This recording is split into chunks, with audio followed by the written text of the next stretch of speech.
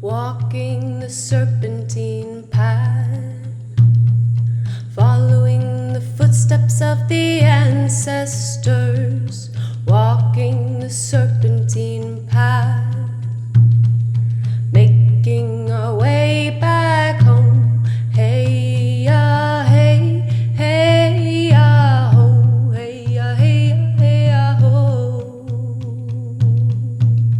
Hey ya, hey, hey ya, ho.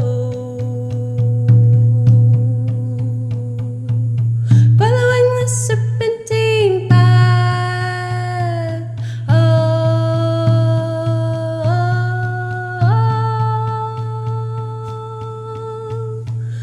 Life.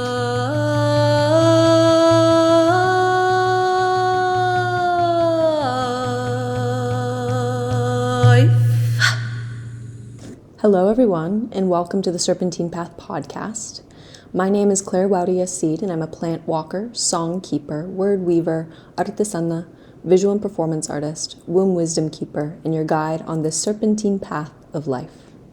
Together, we'll dive deep into all things related to plant medicine, ancestral reconnection, intergenerational healing, womb sovereignty and bodily autonomy, rites of passage and initiation, time travel, shape-shifting, dimension hopping, the reclamation of our collective earth-based practices, and the ongoing, never-ending cycle of birth, death, and rebirth. Welcome to the serpentine path where the ancestors have called us back to. Let's start at the end and find our way back home together.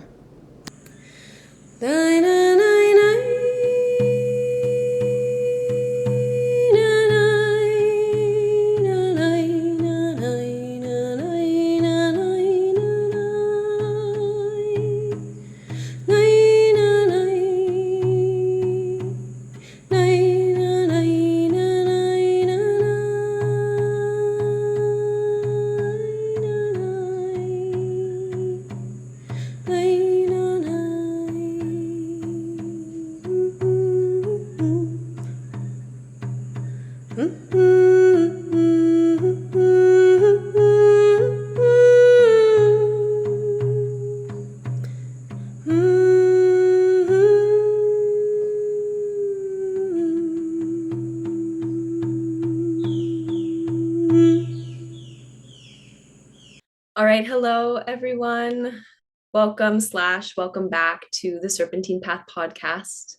Today I have the immense pleasure and joy and gratitude to be in conversation with a beautiful medicine sister and a dear friend. So please welcome Ariel Robles to the show. Thank you so much, Ariel. It's been a while that I've been wanting to have you on the show, and the build up to it, I've just been getting more and more excited every single day. So what a gift it is to have you here. Thank you. Thank you. I'm so excited to be here. And yeah, I feel like it's been a buildup of just even you and I connecting more and more recently. And it's happening at the perfect time. I'm so excited to be here. Yeah, it's beautiful. Cool. Well, the question that I always ask to my guests to start us off and to kind of orient us into who you are and your work in this life is by asking if your ancestors were here with us now, which of course they always are, how would they introduce you? And what would they say that your role is in your family lineage? I love this question. Mm, let's see. So they would say Ariel Robles, mujer medicina curandera y hija de la tierra. So medicine woman, daughter of the earth. Um, and who I am in my lineage. Mm, I'd say the reminder of who we are, the reminder of our people, the reminder of where we come from, the reminder that we can heal and we don't need to stay stuck in certain ways of being, and the reminder of what's possible. Mm. Um, I think that in my family, my lineage, there's a lot of like stuckness and one way of being. and it doesn't leave a lot of room for possibility. Mhm. What can actually be. Yeah, Mhm. beautiful. Not a surprise. I feel like when I ask this question specifically to the women who come on this show, it's a very similar answer a lot of the time, which is like you said, the reminder or the rememberer or the person who is like coming back into alignment with nature's design of thriving life and these original instructions of health and harmony and beauty and balance. And the stuckness that you speak about, I think, is universally felt in people who are in our age group. You're a few years older than me, but we're in that similar generation. And it's something that I think about often in terms of like the things that our elders had to do, like our parents and our grandparents, and how they had to just be like so I would say materially focused. Like it was just the reality of what was going on in the ethers at that time in humanity. And I've had to like really soften my anger, my judgment, my frustration, my like, why didn't you do what I'm doing? And it's like, well, you did what you did so that I could do what I do.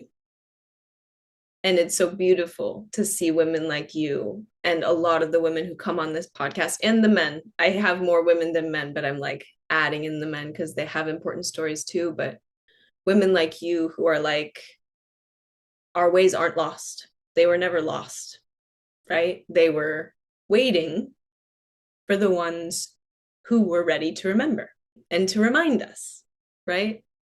And I also love the word that you use, reminding. It's like we have these embodied practices that live in our bones and our cells, and they're just like waiting to be unlocked. And there's just that click in our minds of like, oh, that's what it is. Okay, cool. It was always in my body. And now it's like coming back into how I think about myself and the world and my perceptions, and it's opening things up. So thank you. Mhm. Yeah, I'd love to just, I like to give people a little bit of context of like how I know my guests and how I bring people into my web of community and resourcing and friendship and sisterhood. And I love our story because we met in ceremony, which is how I've met a lot of people in my life. We met in ceremony in Ecuador almost 2 years ago, right? Mhm. Yeah, like Mhm. May 2023. Yeah. And you are Ecuadorian. Your family is from Ecuador. And you had been back to Ecuador before, right? That wasn't your first time. Yeah. Okay. So, but you were back in Ecuador. And I think that was your first time that you had sat with ayahuasca, right? And like Wachuma and and those plants. And I remember meeting you and seeing you, and I was like, she's so cool. And not only is she really, really cool, but she's also really, really deep and really insightful and intellectual, but so emotionally, what is the word? Not emotionally capable, but like emotionally available to life, like to all parts of life. And something that I admired so much about you was that you went through some really, really hard moments in ceremony and you were really honest with yourself. You were like, this is not working for me. Like a change has to be made. And I think we often see people come into ceremony and we also often see a an energy in ceremony that's just like push through it, keep trusting, go, go, go. And you were like, no, I'm finding my own way with this. And it was something that I watched you move through discomfort in such an intelligent way, an emotionally intelligent way of internal resourcing and checking in and being like, I know that there's work here to do. And so I'm going to find the way that works for me to do it.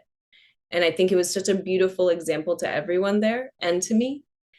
And then our friendship has just evolved from there over the past 2 years. And we've both gone through a lot of transformations and growth. And to continuously kind of be checking in and interweaving our stories and to see how things are unfolding, it's just been such a gift.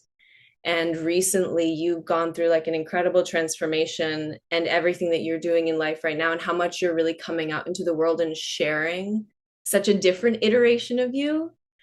I'm just like, oh my God, go, like, go, do it, do it, do it, do it for all your ancestors, all of the women to come in your lineage, and also all of the women who you're connected to, because it reminds us that we have things to share. And so, yeah, I could just go on, but that's, what our path has looked like thus far. And I'd love to give you a chance now to speak a little bit to like who you are, what your path has been, what you're orienting to nowadays, and any transformations that you want to share about. Wow. Well, first, I just want to say thank you for that. I'm like, it touched me, and I definitely like feel emotional in the best way, just being seen so clearly. I think that's been like one of the most healing tools that I've found is just like clear mirroring and witnessing. So thank you for being such a beautiful sister in that way. And I love our story and our path too. So yeah, I'm right now I'm in Guatemala.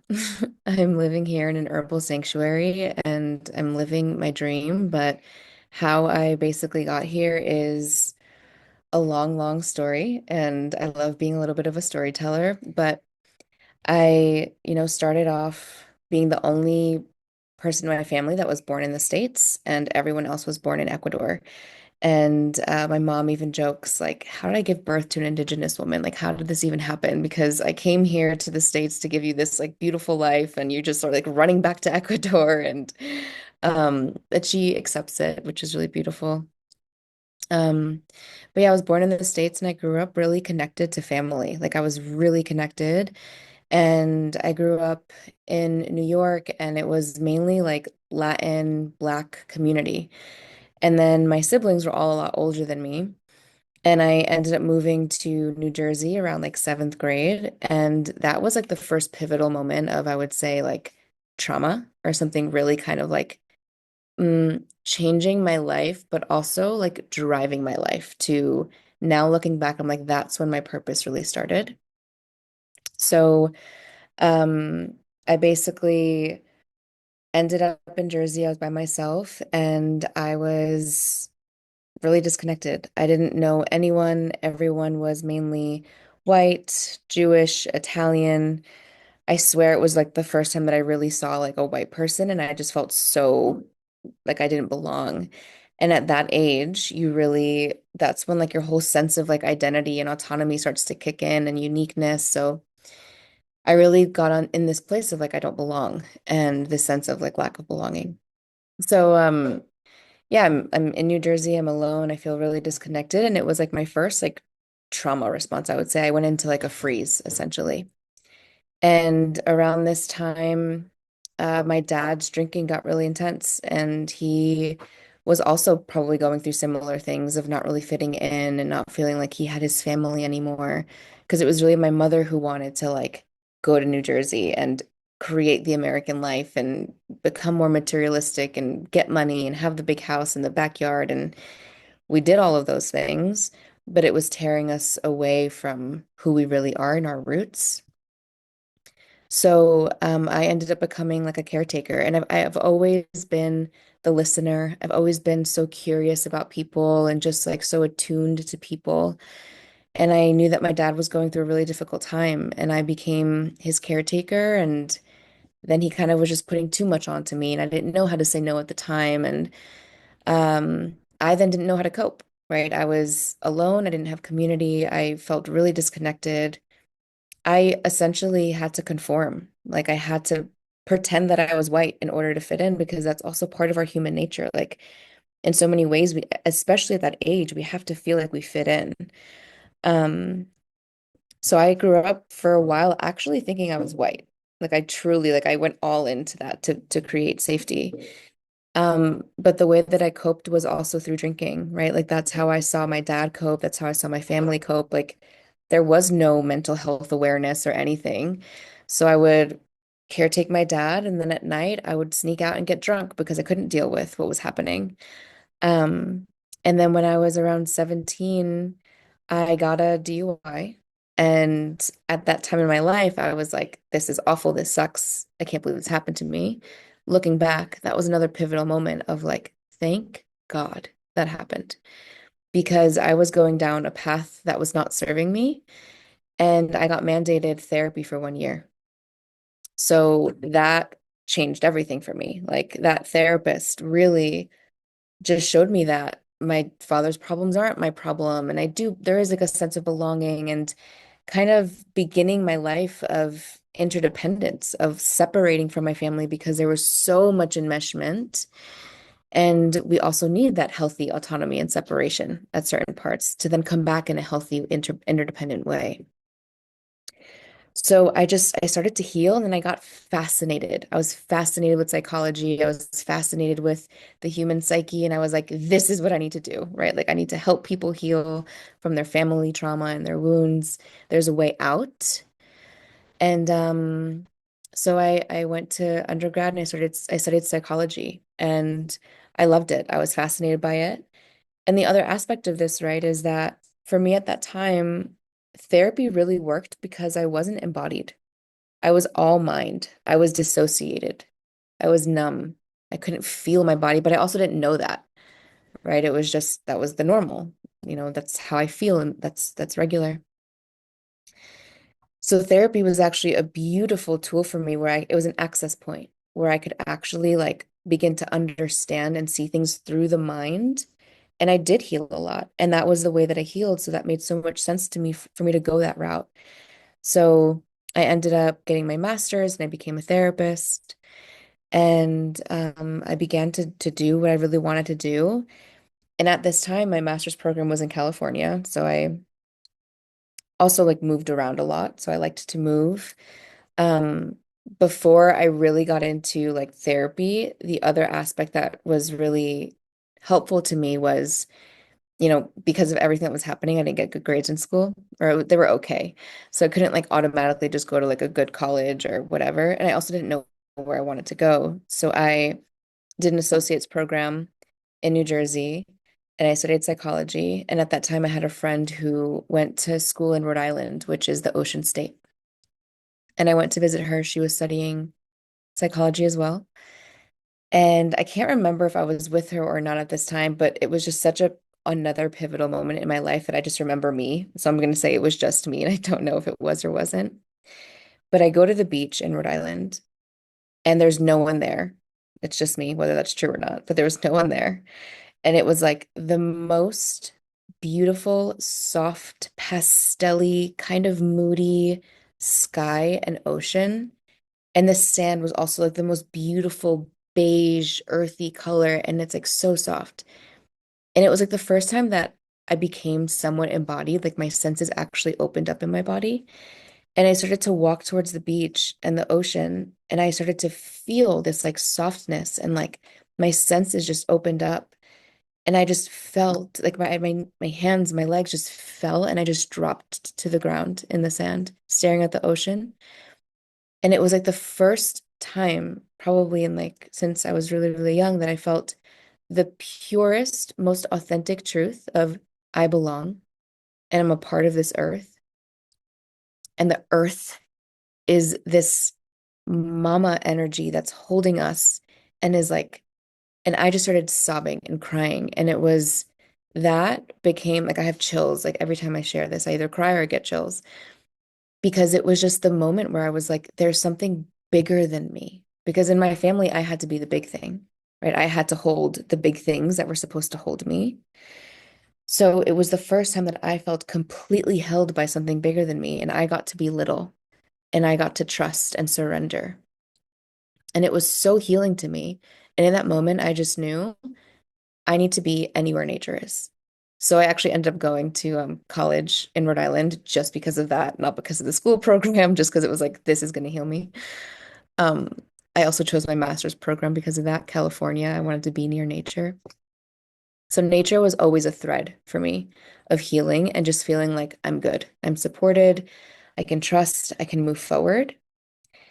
And yeah, so when I did my master's, I got, my therapy license and I worked in clinics with intense trauma with children and women. And on some level, I absolutely loved it. There was also another level of like, whoa, this is a lot. There's something here that doesn't actually resonate or fully click. And then I ended up working at a group private practice with this woman, and she created her own modality called Source Code. And she's now one of my best friends, Sam Rader, and she changed my life. Like the her modality of therapy really just allowed me to understand patterns. It's something that I still use in my work today. Um, and with this work together, it opened up so much. And after the 2 years that I worked with her, I was able to take my clients and I opened up my own private practice. And throughout this time, because I was in California, I started to become more spiritual, right? I started to see that there were other ways of healing that weren't just this analytical, it's just therapy route, because that was also part of my family upbringing. It's like you do A, then B, then C, then D, and you get the good job, and then you get married, and then you do the thing. So there's just one route. And in California, there's so many options, and I got to meet coaches and spiritual practitioners and yoga and meditation and everything. Like I just opened up, and also plant medicine. I started to really, really work with mushrooms in like a ceremonial way and like heal like with my therapy knowledge and mushrooms. It was like life changing, life changing. So as a therapist, I started to feel kind of like boxed in. Because as a therapist, what they basically teach you to, which was so perfect to who I was in my childhood, was be a mask. Don't actually be you. Don't be expressive. Don't be wild. Don't be free. Don't be human. Don't be love. Just be a thing that uses the mind, that knows how to say things, that can analyze, and that can read patterns. Very robotic, which again is fine if you're disembodied, right? So I was living in that way for a long time. And I was doing good work with clients, right? Like just how I was able to heal certain ways, clients were able to heal in certain ways. But then after a while, I was seeing maybe 25 plus clients a week, and I was just burning out, like really burning out. And I hit a point where it was more of my body reacting versus my mind or my knowing, but my body was just showing me like, we're done here, like this needs to end. And the exhaustion was just coming in, and I really couldn't function anymore. And I was like, this needs to change. I can't do this. So I ended up quitting and stopping my private practice. I let go of everything. And that really was my journey into becoming more feminine, really becoming more embodied, because my body just crashed. It was like everything that my body was going through, like because I stopped, it was like finally we can feel everything we need to feel. And I was at a safe enough point where I could begin to feel things, right? So, yeah, I started to just get curious about body work and somatics and feminine, like surrender, like nourishment, like real nourishment, because I was so undernourished. And this is when I started to really care about my cycle. Like I just got so curious about my body and how my body works and what my body needs in order to actually like provide for me. And it was like my introduction to real reciprocity with myself, right? Like our bodies are our temples, but they're also a reflection of the earth, right? So like reciprocity, I mean, earth teaches us reciprocity, and our body is just that. So if I want my body to serve me, how am I serving it? If I want the earth to provide for me, how am I providing for it? Right? So nature was just teaching me all of these things, which was so beautiful. She was such a teacher and healer for me. And Albert Einstein actually holds my favorite quote of look deep into nature and then you'll understand everything, or you'll understand everything better, right? So I was looking towards nature, and at this point I had moved to New York. I moved back to New York. So I was interacting with seasons again. And I was like, "Oh, right. It's not just sun all the time. there's seasons, and I'm cyclical because nature's cyclical, and I go through a winter because nature goes through a winter. So I just started to really see how the feminine body mirrors Earth and how femininity is that exactly. Um, so yeah, I really at that time started to meditate more and I got like a vision. The first one was we need to go back in order to move forward, meaning if we want generations to continue, we need to remember the old ways of being, like indigenous ways. And the second was I had this vision of me, like, oh, not necessarily naked, but just more of a naked version of me, like, but I was barefoot and I was in the dirt and I like had my hands on people and people were laying down. It was like I was still healing, but it was a different way and I was way more connected to nature. And I was like, whoa. Next day, I see a post from this woman and she posted about this retreat and I had also been calling and I wanted to really work with mushrooms more at a retreat. And it was the name of it was Our Future is Ancient, which is Pia and Beto's, retreat that you know as well. And I was like, holy shit, that's exactly what I was just thinking. Like our future is ancient. We need to go back in order to move forward. So I end up going to this retreat. I meet them and everything, the way that they have reverence with nature and the directions and the elements and there's and so much prayer. And I just feel like something unlocked in me that it was like, whoa, this is who I am. Like at the most core of my being, this is who I am. And I started to connect with them because I was just so curious. And turns out that everything that they learned, or most of what they learned, was in Ecuador, was at Hayulima. And then, yeah, where I met you. And then I told them that I was Ecuadorian, and they were like, oh my gosh, like you have, it was just like so many synchronicities, really. And that was really where I started to get the first reflections too of like, you're a medicine woman. Like, you don't see yourself clearly yet. And I was like, what? What does that even mean? Like, I don't even know what that means. Like, no, you know? But I followed the trail and I ended up going to Ecuador and I met you and I met some really amazing people that I was just getting different kinds of reflections. Like I've always gotten the reflection of you're emotionally intelligent, attuned, wow, you really can hold space, like things like that. But this was the first time where I got reflections of like medicine woman or Pachamama or like just these different things that were just unlocking parts of me that I was like, what? Like, I don't even know what you're saying, but it resonates so deeply. And yeah, so I mean, long story short, but basically, I now am at this place where I've integrated so many different parts and aspects of myself where I still use the mind. Like I'm a holistic somatic coach, and I really truly believe in mind, body, soul. Like it's the trio. I love the number three. And we need the mind, we need the body, and we need the spirit, but we can't be cut off from either, right? So now I really integrate the tools that I've learned as a therapist, but I use more of a somatic embodied approach to get us into the body. And I also, nature is a huge aspect of what I do. And I now bring in herbs as a way of healing because for me, there's so many people that go into herbalism because of physical ailments. And I think that is so needed and so important. But for me, my way into herbalism and nature was emotion, spirit, mental needs.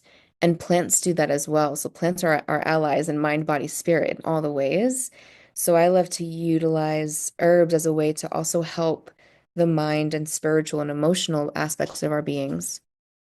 Um, and that also came clear in Ecuador. Like when I was in Ecuador, it was so clear. Like I ended up doing a vision quest in Ecuador.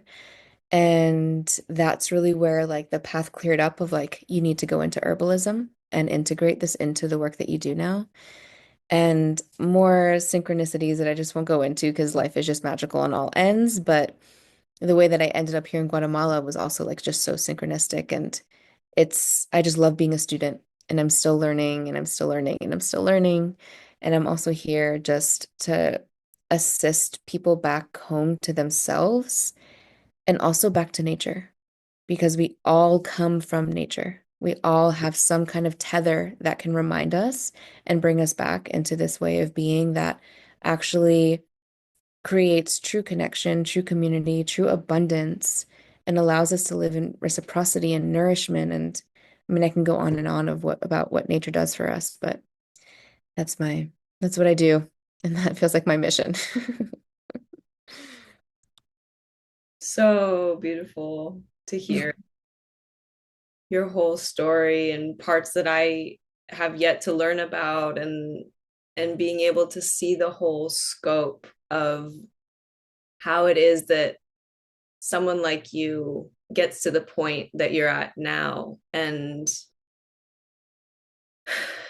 it's so similar to my journey, and also super different because we have different lived experiences, but it's so similar to what I hear so many people share, and so many of the women who come on this podcast who are doing their own version of some kind of healing path and offering their services to the world in some expression of what a medicine woman could mean. It's so clear, like the beauty and the perfection of all of the bullshit that we have to go through in order to get there. Because when I think especially about what you touch on really deeply in terms of the disembodiment, it's such a profoundly important initiation to go through living in a culture that is unbelievably deranged, like unbelievably just separated and disconnected, and like lacking the heart, lacking the juice, lacking the vibrancy, lacking the aliveness, like being in that overculture of death. Like that's actually what it is, right? One of my teachers, Rochelle Saliga, speaks about this very eloquently all the time, like this death overculture that did not just start 500 years ago with European colonization of the world. Like it is such a long process of disconnection and disembodiment from all of our indigenous ways, all of our intact lineages, all of our peoples who once knew what it means to walk in right relationship with nature, with the land, with the waters, with the sky, with the stars, with all of our ancestors, human and more than human, right? And it's so similar in that, like, my listeners know, if they've listened to like many different aspects of my story, when I started my path in the jungle at 24, the very first ceremony that I ever did, I was like, oh, this is the point of life. Not working with ayahuasca. That's not the point of life. Being in ceremony, remembering how to remember within a ceremonial context, surrounded by family, surrounded by community, surrounded by nature. This is what every single one of our ancestors have done literally since the beginning of time, except for the past couple generations, right? And that shift from disembodied into like, oh my God, I'm here on this earth. Oh my God, this is actually heaven right here. This is the promised land. This is the kingdom, like right now, what we're doing. Look at the freaking mangoes on the trees, bro. That shit is so juicy. Like, look at that rose bush and the medicine that she offers to our hearts. Like, go bathe in the river. Like, what is more beautiful than being here on earth? And I think anybody who goes through that really intense shift of what you went through and what I went through in my own way. I was never like a licensed therapist, even though I very much considered it and had hundreds of people tell me I should, because I'm the same as you. Like, I love to listen. I'm attuned. I'm emotionally available. I'm emotionally intelligent. I can like shut off that mask and totally disembody, all of that kind of stuff. I totally could have gone a therapist path and I would have been great at it. And I would have done the same thing as you. I would have burnt out because the spirit is so lacking. It's so lacking. And so I would love to ask you about something that I'm deeply kind of investigating in myself. And I think that all women's healthcare practitioners have to go through a process of investigating, which is one that you already touched on, right? Which is like kind of the masculine way of going about healing, in like having 25 clients a week and not being resourced in yourself and just completely burning out. I'd love to hear about that. And then the second part, I can like remind you of this. The second part is just kind of like the feminine martyrdom and the saviorism and the like lack of true boundaries, which is not just shut off, but which is like being interrelational and interdependent while still being able to say what's mine is mine and what's yours is yours. So I would love to hear about, that part of the Western therapy world and, unraveling that for yourself. Yeah, I love this question. And I also just want to reiterate, like, go look at the mangoes, go bathe in a river, go smell the flowers because it's all medicine. It's so much medicine. And I just really want to say, I kind of made a post about this recently of nature activates all of our senses. Like we're actually sensual beings. Like we are, that's what we're made of, like our senses. How we experience being alive is through our senses. So like what a better way to activate your senses than being in nature. Like that will bring you to life literally. So I just wanted to say that. But um yeah, man. The Western therapy or just way of working is so, I mean, I can even just call it the patriarchy, right? Like the way that we work is through the lens of a 24-hour cycle, through the lens of a man's body. And it just does not function well for especially an embodied woman. I mean, we all will maybe get to a point of like crashing or burning, or the symptoms will show up in different ways. But once you become more attuned and sensitive, it's so difficult to ignore what's actually happening in the body when we're stuck in this way of being. But yeah, I mean, because I was so disconnected, so disembodied, it was really easy to just slide into that because I was more masculine. Like I was raised more masculine. I was raised to be um in a routine. All of us were to an extent, right? We all go to school. We all have the same kind of like ways of being raised in the society that kind of just put us in a box that doesn't really allow us to connect to our bodies. And being a therapist, especially, you want to be able to see your clients, have as many as you want in, because part of also what, you want to also be making enough money with what you can charge. And at that point, survival is important. So can you actually pay your bills? Can you make rent? And so let's just cram in all of the clients, all of the sessions, not really even connecting to how much of an emotional toll being a therapist is or a space holder is, right? There's a lot that's happening at once. It's not just, not saying that mathematics isn't difficult, but there's no formula. There's just a lot happening. And so at that time, I wasn't creating space. I wasn't putting, a break in between clients, or if a new client wanted to come in and take that lunch hour, I would give it to them. And I wasn't nourishing. I didn't know about how my cycle and how to feed my cycle appropriately, or what plants or natural medicines would assist me to actually be supporting other people, right? All I really knew was pharmaceutical meds, which I was always kind of like a no to. So it was just like nothing. And you just function and go, go, go, go, go.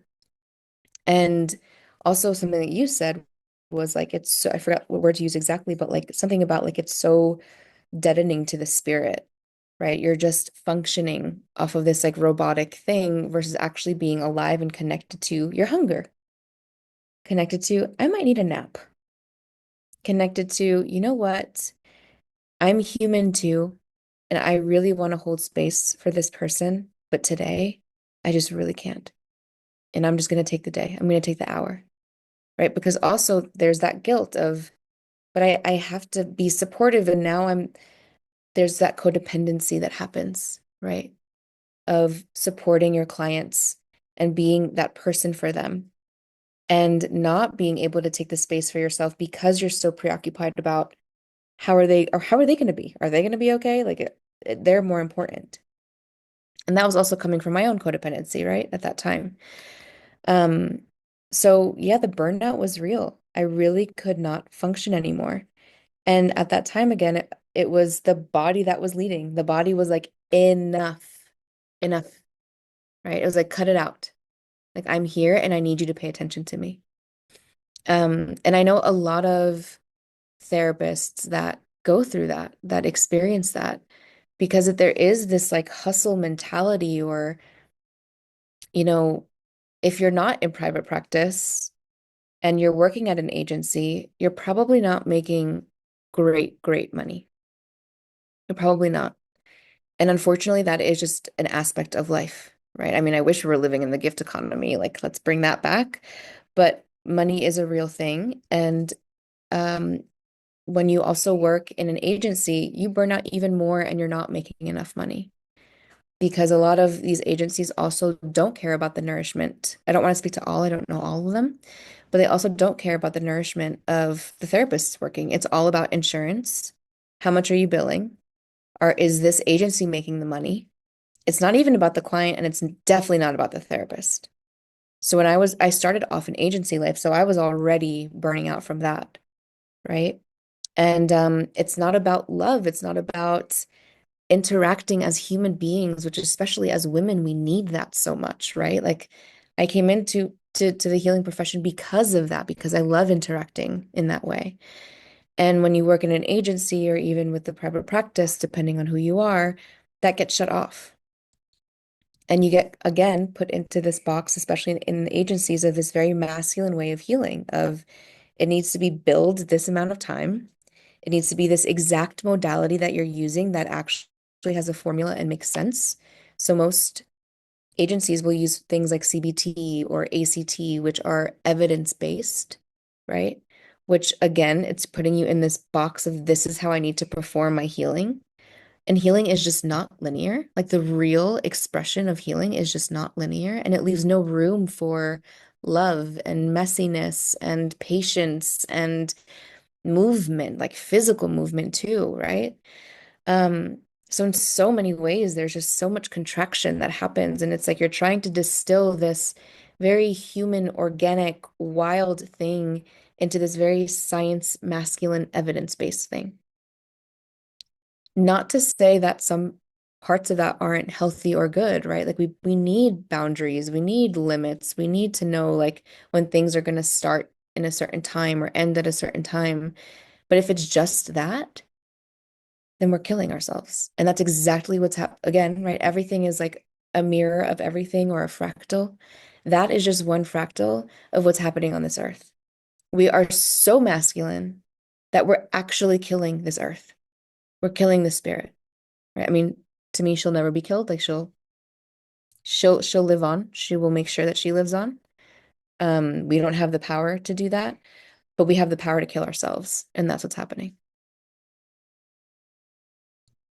Oh, beautiful. And, when you were speaking, I was thinking so much about how lucky I am that I've been able to spend significant time learning from Indigenous elders from the jungle who their approach to supporting their patients doesn't have this sense of immediacy and urgency that is the basis and the framework of Western healthcare and allopathic medicine.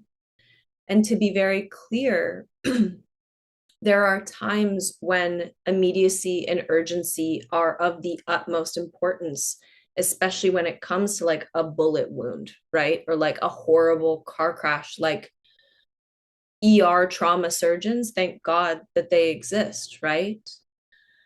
And that heroic response, that version of like the healthy masculine, the yang, that's like, there is a major problem right now and we have a major solution.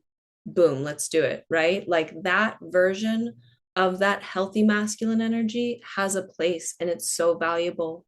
But when I think about the more complex and layered and complicated and subtle and like mysterious, honestly, more than anything, the mysterious nature of healing, the yin has to come in, the feminine has to come in, the curiosity has to come in, the spaciousness, the lack of linear timeline has to be able to exist, that kind of more horizontal that stretches out into all the realms, all of the dimensions, all of the parts of mind, body, spirit, but also like all the lifetimes that we've lived, all of the generations that have come before us. Like, what am I holding on to from my grandmother that is alive in my womb that is causing deep, deep dis-ease in that space, or blocking my ability to have children because I have intense fertility fears because my grandma lost so many kids? Like,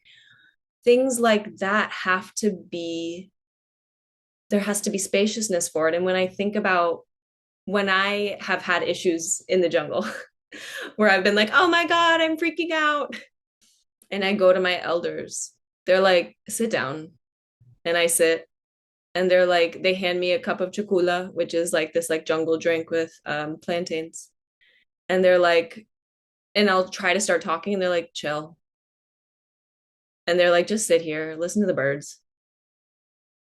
And then they'll kind of like ask me some questions, vague questions, you know, what's going on? And I'll tell them a little bit, and they'll be like, ah. And then they'll just sit there in their hammock for another 5 minutes. And then they'll kind of look over, you know, ask another question. And it unfolds so slowly. And eventually they'll be like, all right, let's see what comes up in ceremony tonight. Go eat, you know, go to the river, you know, go take care, or go get like ortiga, which is stinging nettle. Go do some ortiga, go make a plant bath, you know, take care of yourself, do your thing, get prepared. And then you come into ceremony, and there's just this like this peacefulness, this ease, and this quiet, and just no stress, no urgency. And we're talking about people who live in like one of the most violent and oppressive places in the world, the jungle, where you have narcos coming through, where you have guerrilla warfare, where you have your own government murdering your people because you're land protectors. You have like a high degree of urgency, actually. And in that urgency, my elders move so slow, so slow. And when you see in a ceremony someone freaking out and screaming and crying and going through like a horrible experience, you don't see my elders like jump up and running around. You see them look over, you see them trusting that person is okay.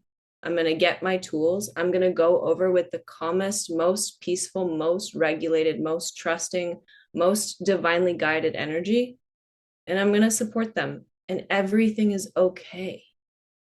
And I think when I think about what the healthy masculine healing looks like, it's like that level of direction and that level of ease and that level of peace. And when I think about the healthy degree of feminine healing, because there's also a big distortion in the feminine, in the yin, and not having that clean energy, that looks like being able to like hold the reality of that unknown, and to not freak out, and to not try to twist, manipulate, control anything, but to just be like whoosh in the horizontal, and to know when to shift between the yin and the yang, to know that we hold the feminine and the masculine inside of us, to know that there's distortions in us that we need to clean, there's distortions in us that we need to observe, and there's also healthy expressions that nature teaches us. Like, go look at the river and the rocks that it bangs up against, masculine, feminine, you have that, right? And so it all circles back to what you speak so deeply to, which is like, nature's our biggest teacher. Nature is the teacher.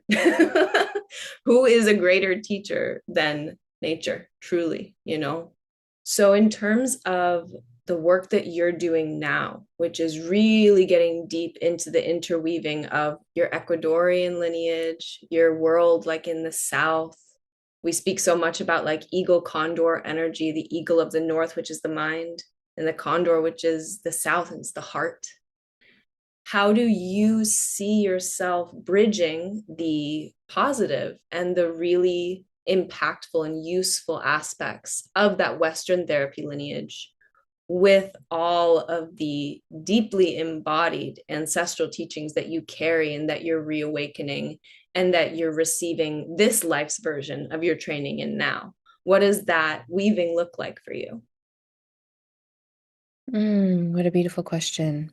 Um, yeah, I think, a little to what I spoke about earlier was that the work that I do really is holistic, right? So it's mind, body, soul. So even if you look at it as like mind and heart, right? If we're talking about like the condor and right, so it's like I'm allowing there to be space for the masculine ways and the feminine ways. And what the masculine kind of looks like is really what you spoke to so beautifully of how you react in the space and how you can guide or even, for me, if I get specific, my masculine, my mind really, really, really can see patterns. Like if you tell me a story and we like have like a half hour, an hour to speak, like my mind can so clearly see what pattern is what, why it came, where it wants to go, what it's going to create again. Like it's masterful at that.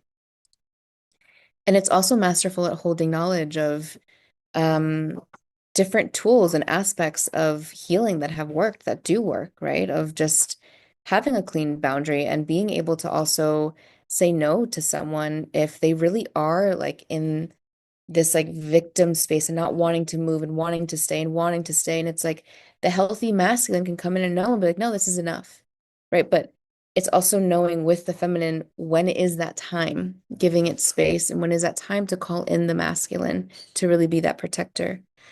Um, so I still use so much of my knowledge. I allow it to be there, but I don't necessarily have like this is when I'm going to use it. And, I need to use it now and it needs to be used at this time. It's there. And when it's time for it to be useful, my intuition, my feminine side knows when it's time. And it's like, okay, come here. Come on. We need you.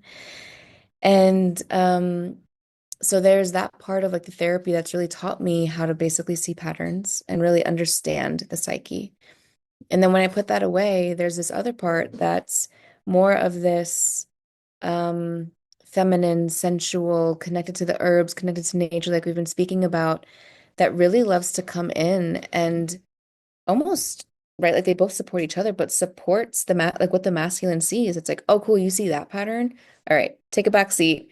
Now I'm gonna play. Like I know exactly what to do. I know what song, what herb, where to go, I know how to call in God, how to connect to the spirit realm, kind of, right? Like how to trust what you were saying too, of like that horizontal and just like trusting for me is also really trusting that part of the feminine for me is, and all of this that I'm learning is, yes, I'm here as a guide and a support and as a coach, but it's not just me and you in the room. It's always three, man. Three is such an important number.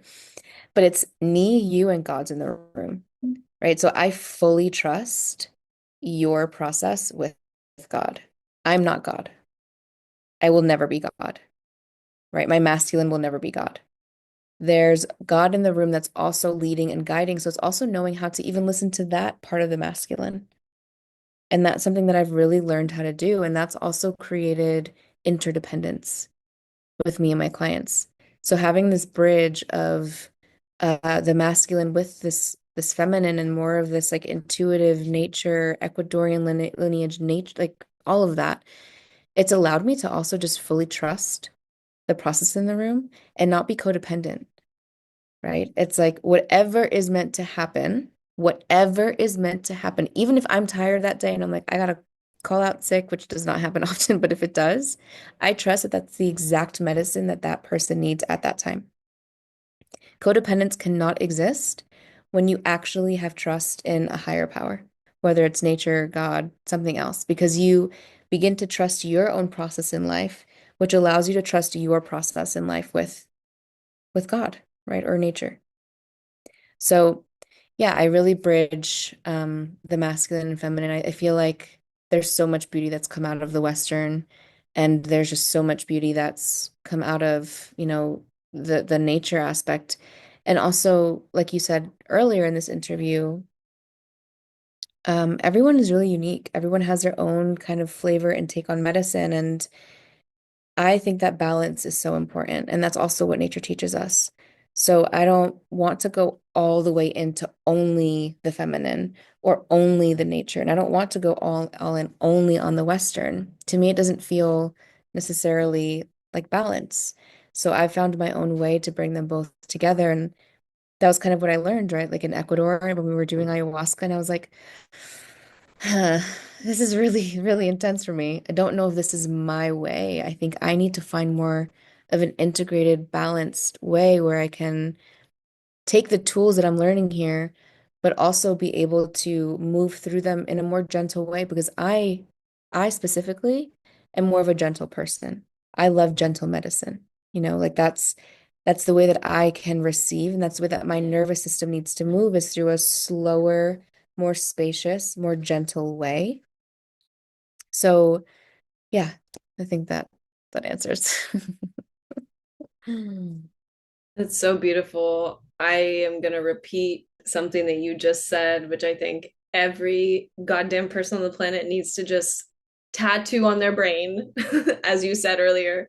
I don't know if it was in this recording or if it was earlier, but like get it tattooed into your brain, your bones, your cells, which is codependence cannot exist if you truly trust God, right? If you're truly in that surrender, in that like giving up of the control, like knowing that in that co-creation, like spirit has your back, bro. Spirit is rooting for you. God does not want you fucking suffering. Like God is out here like, if I do my part and you do your part, we're going places, right? Like I got you, but I'm also only ever able to give you what you are willing to take responsibility for. And I think that that's so beautiful and something that was coming up a lot as you were speaking. I was thinking about what you spoke about in kind of the early part of your story. What was starting to unravel stuff for you was this thing that was coming up in your brain of like, in order to go forward, we have to go back. And it's something that I think of myself often as this time traveler that's always moving through so many stories of my lineage and so many realities of what's going on now in the land and looking at the dead trees and remembering the moment when they were lush and full and knowing that we're always living that all of the time. And what I think is so beautiful in the work that you do and in the work that I see so many people doing, especially those of us who are like coming more from like a Western world and then getting in touch with a more indigenous framework and an intact lineage in that way and being able to say exactly what you said, which is like no one version actually has all of the answers. And I can say that after like living in the jungle for a year and a half, walking with indigenous peoples for 4 years very deeply, and having this really romanticized version of it for a while of like, they know. And I can say now, like, they know so much. And they're also only human. And there's a lot that they don't know. Just like a neuroscientist knows so much and also so little, right? And that humility and that understanding and that interweaving of those worlds that you're doing in your work and that I feel is what this moment is calling for us right now, which is like moving forward while going back, while integrating all of it and saying, like, this is what the current times are asking for, right? And I think something that I learned literally like this past day that has changed the game for me, which is very aligned to what you were just talking about of the tools that you're integrating from the Western therapy model that is very much more masculine. And then the tools that you're integrating from all of your earth-based practices that are very feminine. It's something that I learned from one of my teachers. Her name is Mami Onami. She works specifically in regard to like spiritual business work and helping people who work in these kind of healing modalities, women's healthcare practitioners, whatever you want to call yourself, spiritual teacher, blah, blah, blah. how to make money, because it's exactly what you're also talking about of like money's a reality, and how do we create that for ourselves while not burning ourselves out, all this kind of stuff, which is what does your prayer look like to the universe? And what she was speaking about is when you pray to the masculine, when you ask for support, when you ask for help from the masculine, it's like when you come to your dad and you're like, Dad, can you give me $10 or can you give me $10,000? Dad's going to be like, for what? And you're going to have to say, I have this thing, this thing, this thing. This is my plan. This is where the money's going. I'm directing it. So you come to God and you're like, God, I need this money for this thing. Please help me find it. Right. And Sky Daddy, like the masculine version, is going to be like, yeah, okay, cool. You got a plan. I like it. You're thinking forward, like that direction, that linear thing. The divine feminine works so differently, and we don't know how to pray to the divine feminine.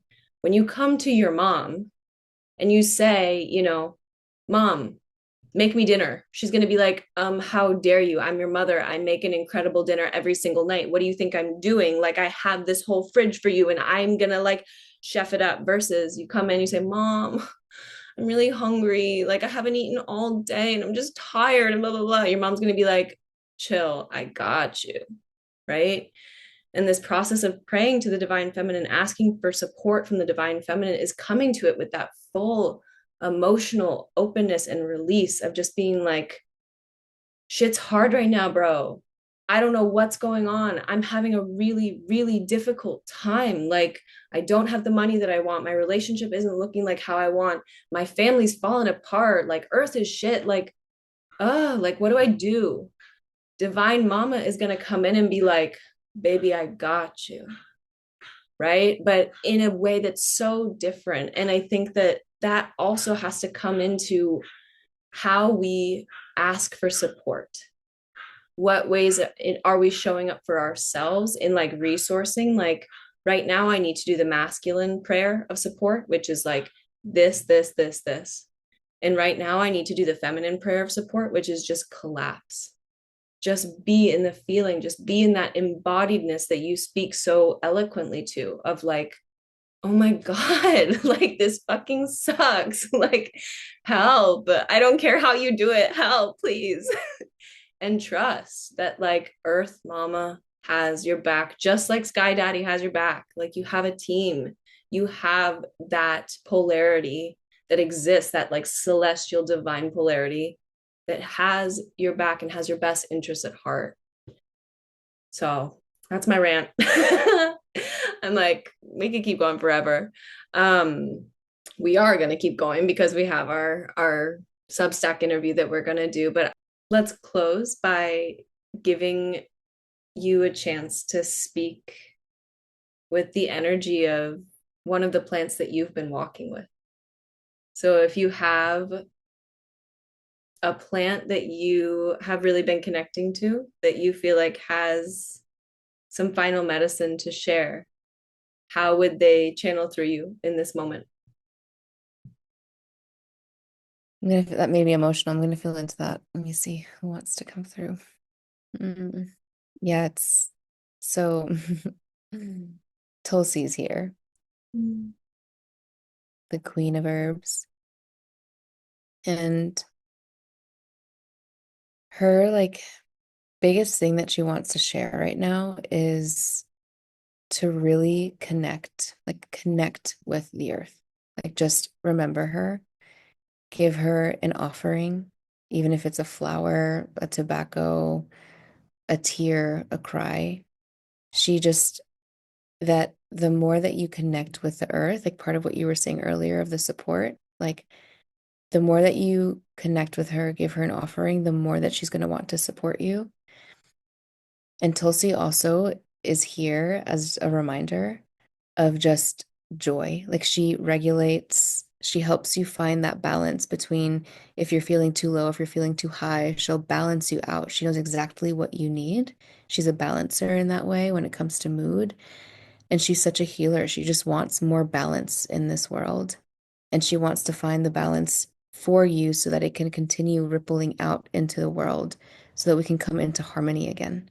so we can come into like true heart-centered love, abundance again, and really remember. Like she just really wants to remind and remember too. So